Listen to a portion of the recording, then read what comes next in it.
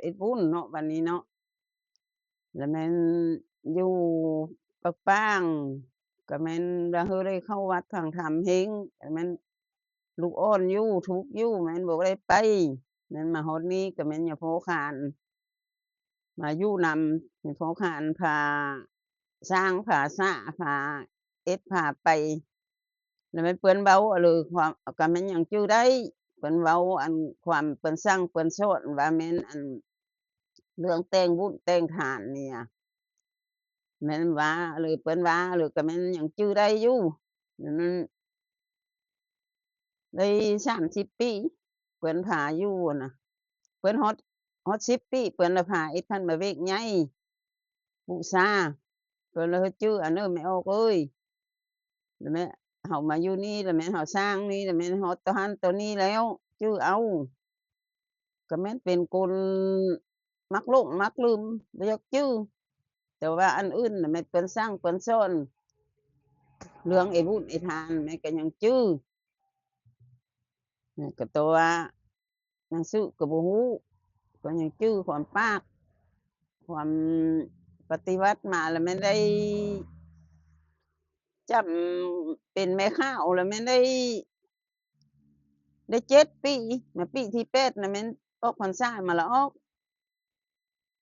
ออกมาแล้วแม่นปฏิบัติเทื่อนี้น่ะแม่นได้7ปีแล้วแม่นปฏิบั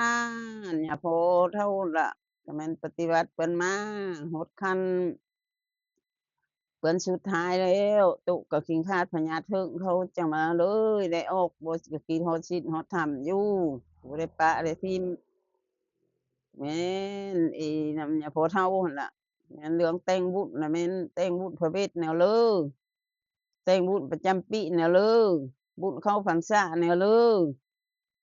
แม่นหยังจื้อได้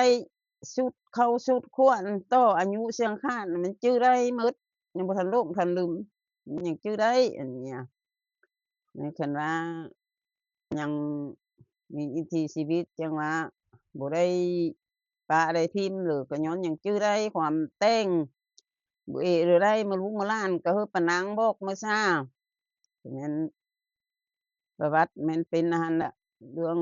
บุญเรื่องทานน่ะเดี๋ยวนี้มันไปบุญบ้านเลิกก็ไปบ่ได้เนื้อพะญัดแล้วแล้วเรื่องเครื่องแต่งได้บัดนี้เครื่องเครื่องแต่งแต่งแต่ละมื้อเครื่องแต่งบุญพระเวทเครื่องแต่งบุญพระเวทแล้วมีถุงโจ๊ะ1,000ถุงใส่1,000ถุงหวี1,000ขันมะเบง1,000แล้วขันเบกเยอะแล้วแม่นอันเฮาเอ็ดเชื่อฮอดสมาร์ทหั้นก็คือมีสี่แจ้แล้วมีเมี่ยงพันมากพันกกหญ้าพันมีขั้นทำพันพันและมีเงินซื้อขั้นทำก็ได้อันนั้นบุญพระเวทอันนั้นน่ะแล้วมาแต่งชุดโตอายุบัดนี้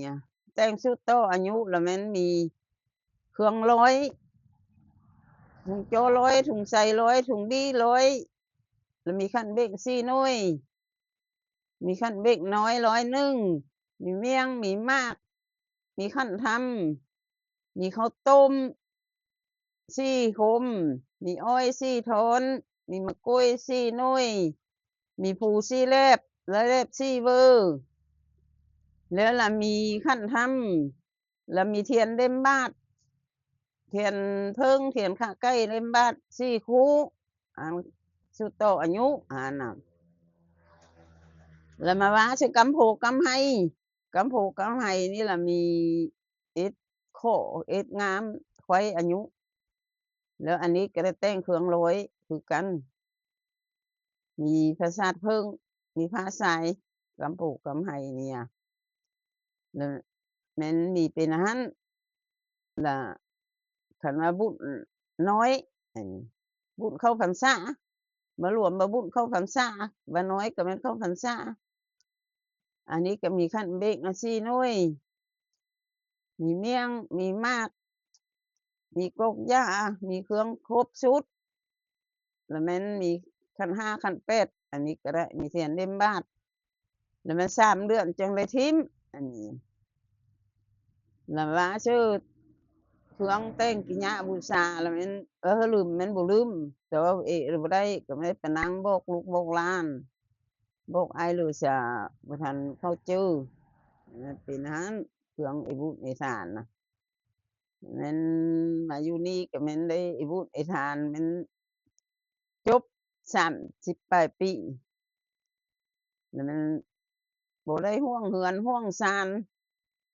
ผัวตายแล้วก็บ่ได้ห่วงเรือนห่วงศาลผัวแล้วมันตายแต่ปี1913มันจื้อได้อันนี้ เนี่ย113 1913บ่ 2005 2003 2003 อืม 2003 2003แม่นตุก็แม่นบ่ได้ห่วงเรือนห่วงศาลแล้วลูกเต้าก็ส่งไม่ลูกรับอยู่แล้วแม่นลูกศิลาอีกคนอยู่มีลูกมัน9คนผู้ชายหั้น6คนผู้หญิงหั้น3คนล่ะแม่นเขาตุเป็นน้ำตุพุน้อยบ่จังทุกข์จังยากเป็นอันนี้แล้วมันวื้นเขาหาวัดหาวามันบ่ได้ทิ่มได้ปาเลยมันอยู่น้ำศีลน้ำธรรมนั่นล่ะแต่ว่าอันเดี๋ยวนี้พญัดขึ้นมาก็เลยได้ออกแล้วมันก็คิดฮอดบุญฮอดทานอยู่คิดฮอดวัดฮอดวาอยู่